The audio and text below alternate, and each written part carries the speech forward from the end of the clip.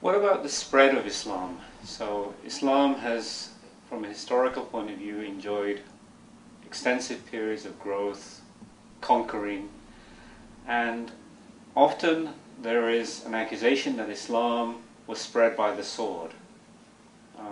What do you have to say about this accusation? Actually, one non-Muslim Western historian said that the claim that Islam spread by the sword is one of the most fantastically or repeated myth about Islam. And let me start even from a very basic thing. Go to the map of the world and see where the majority of Muslims live today. I bet you find the great majority of Muslims today were in countries where there was no fighting, no conquest.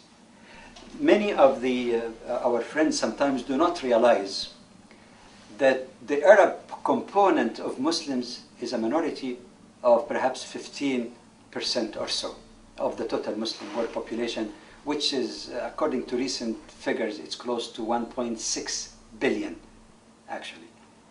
That's about 23% of the total world population. Many do not realize that the largest Muslim country in the world, Indonesia, with over 200 million, a Muslim country, is a country where there was no conquest. It's a non-Arab country. If you look at Islam in south of the Sahara in Africa, there was no conquest, there was no fighting. I'm excluding only the northern part because it was under the Roman or Byzantine Empire, and I'll come to that issue. You look into the spread of Islam in areas like the Philippines, Malaysia, the Indian subcontinents, except for the one little problem perhaps or conquest that took place during the time of Muhammad bin Qasim in Sindh, which is only one small part of India. But by and large, Islam spread by free acceptance of people.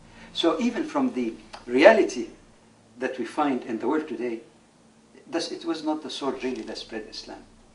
I refer to a non-Muslim writer by the name of Sir Thomas Arnold, A-R-N-O-L-D. It says Preaching of Islam, where he discusses the spread of Islam in the archipelago, in Africa, in Asia, and other places in the world, and he concludes basically that yes, there have been some deviation. I said that some Muslims deviate, yeah, no problem.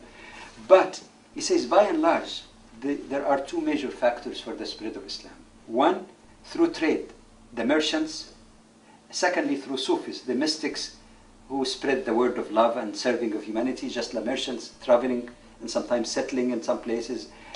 And when people saw in them some good models of Islam, they were attracted to Islam, and that's how it spread. Thirdly, if Islam were spread by the sword, then what explained the fact that Islam continued to spread even after Muslims were defeated militarily, after there were attempts even to wipe out Islam from the face of the earth, whether during the Crusades or during the Tatars' ransacking of Baghdad, or the defeat of Muslims in Spain and Inquisition and killing that took place. How come Islam continued to spread? Historically, that might be surprising to some. Islam spread factually much faster during the periods of peace rather than the period of war. Beginning from the Treaty of Hudaybiyah in the time of the Prophet Muhammad, peace be upon him, until today, it spread at the time of peace, even when Muslims are defeated. More so than the case of war. You know why? Because when there is war and people are placing themselves in one camp or the other, there is hostility, there is lack of communication, there is distortion of communication, as we see, for example, today. But when there is peace, where people can communicate freely with one another, even though they have differing beliefs, it is when people discover the nature and message of Islam and voluntarily accepted it. That's a historical and known fact. If indeed the sword is responsible for the spread of Islam, where is the sword today when Muslims are in a much weaker political and military situation than ever, when in fact some are even occupied by foreign forces or dominated by other powers? And yet still Islam continued to spread. What explained the spread of Islam in the middle of Europe, in North America, voluntarily by people discovering its message, if the sword had anything to do with this, with all the bad image even, and distorted image that we see, or projection of Islam in the media? It is a totally false thing. Having said that much, I must say that, having said it, I'm not necessarily saying that every act of fighting or spread of Muslim in the world using armies is totally justified from the Sharia point of view, from the Islamic law point of view. During the time of the Prophet, peace be upon him, and the period immediately after him, the rightly guided caliphs, there were good justification for that, because as mentioned earlier, preemptive strike against a gathering, an imminent attack on Muslim or danger in a world where you don't have a United Nations, you don't have any international bodies, was an absolute necessity given the context of that time to defend yourself and actually go and conquer those who are preparing to attack you. The clearest example of this is what the Prophet Muhammad, peace be upon him, sanctioned, which is not invasion or anything of that nature. When he heard of an army by the Byzantines, people who claim to be Christian, but that, of course it wasn't a Christian act, were gathering already a huge army in Tabuk, which is now in the northern west part of Saudi Arabia. What were they gathering for? They showed in their words and action before, like killing memorizers of the Qur'an, that they were very hostile to anyone who challenged their absolute rule. They knew that Islam teaches equality and justice, and they were afraid that the countries and individuals that enslaved will turn against them. So did the Persian rulers, who actually ordered, one of the emperors ordered his local governor in Yemen to go and bring him the head of Prophet Muhammad, peace be upon him. And that's not an empty threat. You cannot go and complain to United Nations or Security Council. Muslims had to protect themselves. So when this hostility translated into actual aggression or preparation for aggression, Muslims were more than justified actually to thwart that. They were not fighting to force people to become Muslim. This is a myth. They were fighting to overthrow the tyrannical powers that were actually conspiring against the Muslim community and liberate people. Liberate? Look at Thomas Arnold, who was actually a Christian missionary in India, so cannot be accused of being biased toward Islam or Muslims. When he said two things about, for example, the entry of Islam in Egypt, that was basically a Christian country before, Copt, Eastern Orthodox Church.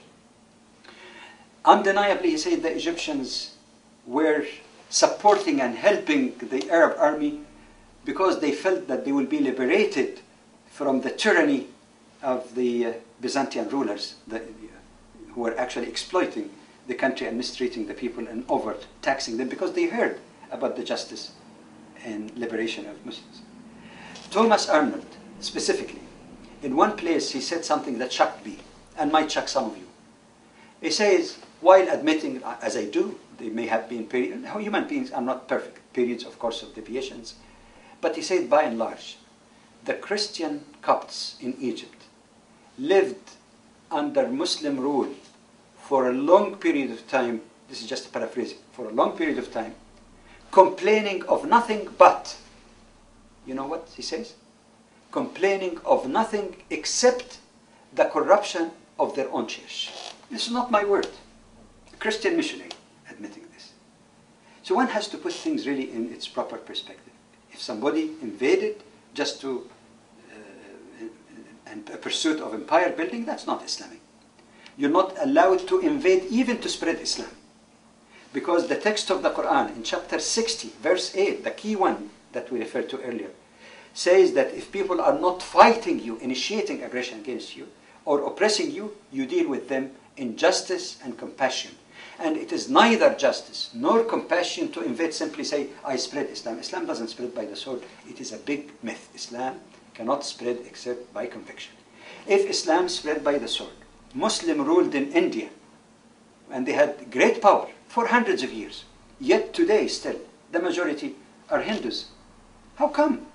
If they really were applying that maxim or this notion that you spread Islam by force or because of your political power, they could have easily converted people by force. No, a person converted by force is easily to revert back to their own religion. Muslim ruled in Spain also for centuries, yet they remain minority. Actually, it's an interesting notice historically. There have been some studies conducted on this, that even in countries ruled by Muslims, the Muslims remained minority for a long period of time, sometimes centuries, remained as minority, which means that people had their autonomy.